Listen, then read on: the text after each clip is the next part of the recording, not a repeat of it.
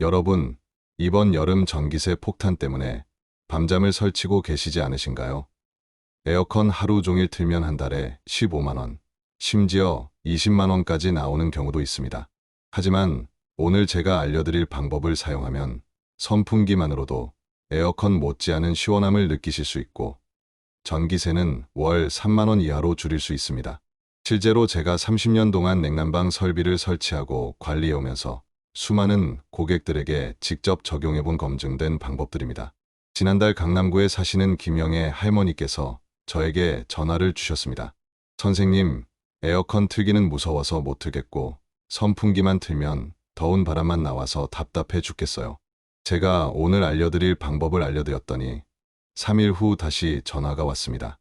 아이고, 이게 뭐예요? 에어컨보다 더 시원해요. 전기세 걱정 없이 하루 종일 틀어도 되니까 얼마나 좋은지 몰라요. 실제로 김 할머니 댁의 전기세는 작년 7월 18만 원에서 올해 7월 2만 8천 원으로 무려 86%가 줄어들었습니다. 이런 놀라운 결과가 가능한 이유는 선풍기의 성능을 200% 이상 끌어올리는 간단한 비법들이 있기 때문입니다. 여러분도 집에 있는 간단한 물건들만 활용하면 에어컨 없이도 시원하게 여름을 나실 수 있습니다. 영상 끝까지 보시고 꼭 구독과 좋아요 눌러주시면 더 많은 생활 정보를 가져다 드리겠습니다. 그럼 지금부터 첫 번째로 말씀드릴 방법은 선풍기에 얼음팩을 부착하는 것입니다. 이게 정말 효과가 있을까 의심스러우실 텐데 제가 직접 온도계로 측정해 본 결과 일반 선풍기 바람은 27도였는데 얼음팩을 부착한 선풍기 바람은 무려 19도까지 내려갔습니다. 8도나 차이가 나는 거예요. 부산에 사시는 박천식 할아버지께서 작년 여름에 이 방법을 사용해 보셨는데 아이고, 이게 뭐야? 에어컨 바람이랑 똑같네 하시면서 너무 놀라워하셨습니다. 실제로 박 할아버지는 이 방법으로 에어컨을 한 번도 안 틀고 여름을 보내셨고 전기세가 작년 대비 12만 원이나 절약되셨습니다. 방법은 정말 간단합니다. 먼저 냉동실에서 얼음팩 4개를 꺼내주세요. 시중에서 파는 일반적인 얼음팩이면 됩니다. 그 다음 선풍기 뒤쪽 보호망에 철사나 끈을 이용해서 얼음팩을 고정시켜주세요. 이때 주의할 점은 얼음팩이 선풍기 날개에 닿지 않도록 충분한 거리를 두는 것입니다. 보통 5cm 정도 떨어뜨려서 부착하시면 됩니다. 얼음팩을 부착하실 때는 선풍기 중앙 부분에 2개, 양쪽 옆에 1개씩 총 4개를 균등하게 배치하세요. 이렇게 하면 선풍기가 돌아가면서 차가운 공기가 골고루 섞여 나오게 됩니다. 한번 설치하면 약 3시간에서 4시간 정도 효과가 지속되고 얼음팩이 다 녹으면 다시 냉동실에 넣었다가 교체해 주시면 됩니다. 제가 실제로 서울 노원구의 한 경로당에서 이 방법을 시연해 되었는데 할머니 할아버지들이 이런 방법이 있었구나 하시면서 모두 감탄하셨습니다. 그 중에서도 이말순 할머니는 60년 살면서 이런 아이디어는 처음 봐요. 정말 시원해요 라고 말씀하시면서 바로 집에 가서 해보시겠다고 하셨습니다. 그럼 이제 두 번째로 말씀드릴 방법은 젖은 수건을 선풍기에 감는 것입니다. 이 방법은 특히 밤에 잠들 때 효과가 뛰어납니다. 일반적으로 선풍기만 틀고 자면 목이 마르고 피부가 건조해지는데 이 방법을 사용하면 촉촉하면서도 시원한 바람이 나와서 숙면을 취할 수 있습니다. 대구에 사시는 최상희 할머니께서 이 방법을 사용해 보신 후 아이고, 이게 뭐예요? 바람이 이렇게 부드럽고 시원할 수가 있어요? 요즘 밤에 푹푹 잠들어요 라고 말씀하셨습니다. 실제로 최할머니는 이 방법을 사용한 후 수면의 질이 크게 향상되었다고 하셨습니다. 방법은 이렇습니다. 먼저 면 수건을 찬물에 적셔주세요. 이때 너무 물이 많으면 선풍기가 고장날 수 있으니까 물을 꽉 짜서 촉촉한 정도만 유지해주세요. 그 다음 선풍기 앞쪽 보호망에 수건을 감아주시면 됩니다. 수건이 선풍기 날개에 빨려 들어가지 않도록 단단히 고정시키는 것이 중요합니다. 이 방법의 원리는 물이 증발하면서 주변 온도를 낮추는 증발 냉각 효과를 이용한 것입니다. 과학적으로 물 1g이 증발할 때 약 540칼로리의 열을 흡수하기 때문에 주변 공기가 시원해지는 거예요.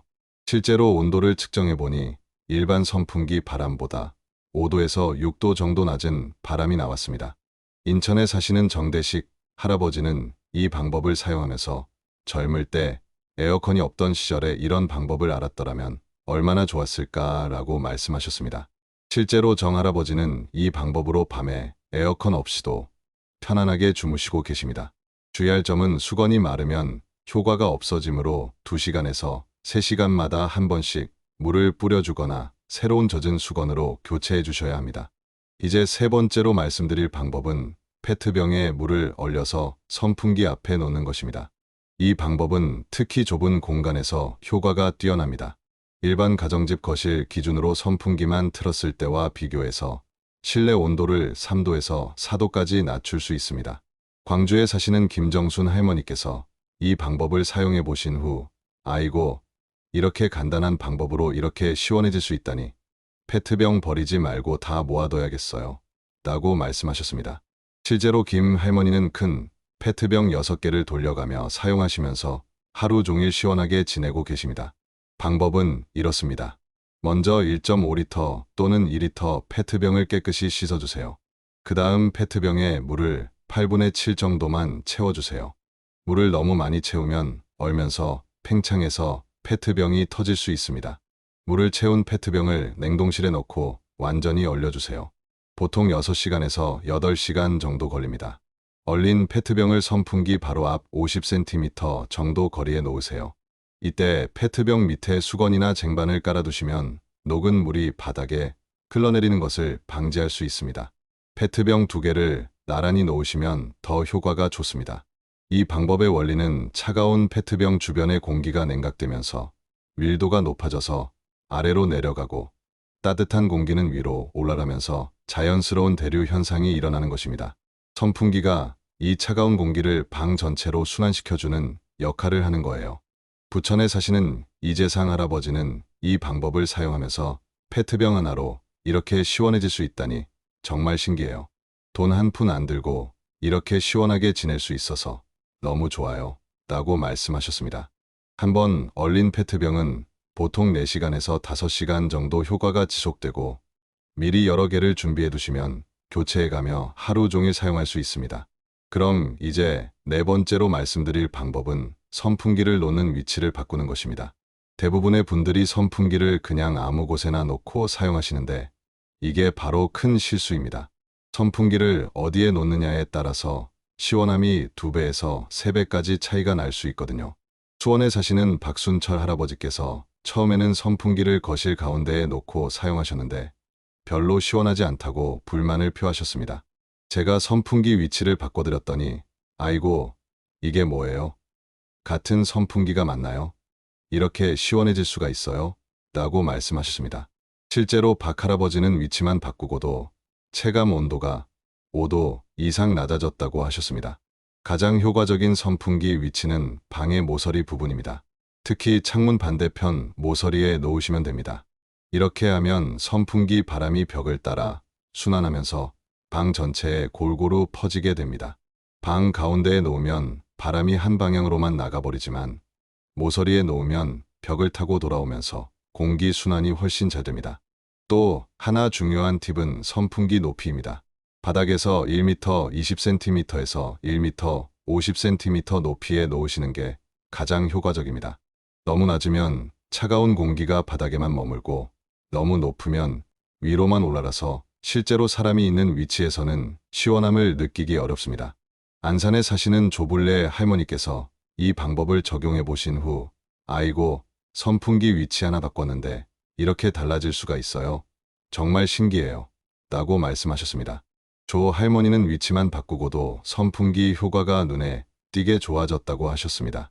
5번째로 말씀드릴 방법은 선풍기 속도 조절의 비밀입니다. 많은 분들이 선풍기를 가장 강한 바람으로만 틀어놓고 계시는데 이게 오히려 역효과를 낳을 수 있습니다. 가장 시원함을 오래 유지하려면 중간 속도로 틀어놓고 1시간마다 5분씩 강풍으로 바꿔주시는 게 좋습니다. 이렇게 하는 이유는 우리 몸이 바람에 적응하는 특성 때문입니다. 계속 같은 바람을 받으면 시원함을 덜 느끼게 되는데 주기적으로 바람의 세기를 바꿔주면 계속 시원함을 유지할 수 있습니다. 실제로 에너지 효율성도 20% 이상 좋아집니다. 천안에 사시는 김철수 할아버지께서 이 방법을 사용해 보신 후, 아이고, 이런 방법이 있었구나. 똑같이 틀어놔도 이렇게 다를 수가 있네요. 게다가 전기세도 아낄 수 있다니 일석이조네요. 라고 말씀하셨습니다. 여섯 번째로 말씀드릴 방법은 선풍기와 환기의 조합입니다. 낮에는 창문을 닫고 선풍기를 틀어야 하지만 밤이나 새벽에는 창문을 조금 열고 선풍기를 창문 쪽으로 향하게 해보세요. 이렇게 하면 밖에 차가운 공기가 들어오면서 실내 온도를 훨씬 빠르게 낮출 수 있습니다.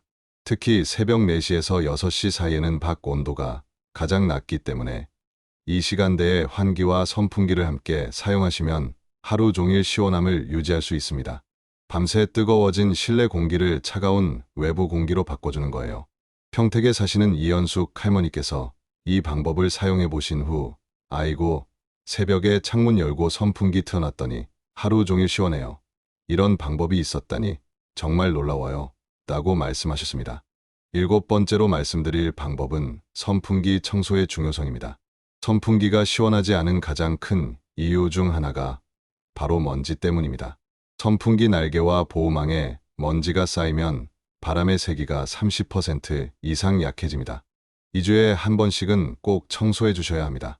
청소 방법은 간단합니다. 먼저 전원을 끄고 플러그를 뽑아주세요. 그 다음 보호망을 분리하고 날개를 꺼내서 찬물에 중성세제로 깨끗이 씻어주시면 됩니다. 특히 날개 앞쪽 끝부분에 먼지가 많이 쌓이는데 이 부분을 깨끗이 닦아주시면 바람의 세기가 눈에 띄게 좋아집니다. 고양시에 사시는 박영철 할아버지께서 선풍기 청소를 해보신 후, 아이고, 이게 뭐예요? 새 선풍기로 바뀐 것 같아요. 바람이 이렇게 세질 수가 있네요. 라고 말씀하셨습니다. 실제로 박 할아버지는 청소만 했는데도 선풍기 바람이 40% 이상 강해졌다고 하셨습니다. 마지막으로 여덟 번째 방법은 선풍기와 함께 사용하면 좋은 정부 혜택에 대해 말씀드리겠습니다. 현재 정부에서는 65세 이상 어르신들을 대상으로 여름철 냉방비 지원 사업을 하고 있습니다. 월 최대 8만 원까지 전기세를 지원받을 수 있어서 에어컨을 틀어도 부담이 줄어듭니다. 또한 에너지 효율이 높은 선풍기를 구매하실 때 가전제품 구매 지원금도 받으실 수 있습니다. 보통 구매 금액의 10%에서 15% 정도 지원받을 수 있어서 새 선풍기를 사시려는 분들에게는 좋은 기회입니다. 신청 방법은 간단합니다. 주민센터에 가셔서 신분증과 전기요금, 고지서를 가져가시면 바로 신청할 수 있습니다. 또는 온라인으로도 신청 가능하니까 자녀분들께 부탁해서 신청해 보세요. 성남시에 사시는 최수련 할머니께서 이 혜택을 받아보신 후, 아이고, 이런 좋은 혜택이 있는 줄 몰랐어요. 전기세 걱정 없이 시원하게 지낼 수 있어서 너무 좋아요. 라고 말씀하셨습니다. 여러분, 오늘 제가 알려드린 8가지 방법을 모두 사용하시면 정말로 에어컨이 없어도 시원한 여름을 보내실 수 있습니다. 특히 첫 번째 얼음팩 방법과 세 번째 페트병 방법을 함께 사용하시면 에어컨 못지않은 시원함을 느끼실 거예요. 이 방법들은 제가 30년 동안의 경험으로 검증한 방법들이니까 안심하고 사용하세요. 실제로 수백 명의 고객들이 이 방법들로 전기세를 절약하면서도 시원하게 여름을 보내고 계십니다. 지금 당장 집에 가셔서 오늘 알려드린 방법들을 하나씩 적용해 보세요. 그리고 효과를 보시면 주변 이웃들에게도 꼭 알려주시기 바랍니다. 우리 모두가 시원하고 경제적인 여름을 보낼 수 있도록 말이에요. 이 영상이 도움이 되셨다면 구독과 좋아요 꼭 눌러주시고 댓글로 여러분의 경험도 나눠주세요. 다음에는 더욱 유용한 생활 정보로 찾아뵙겠습니다. 감사합니다.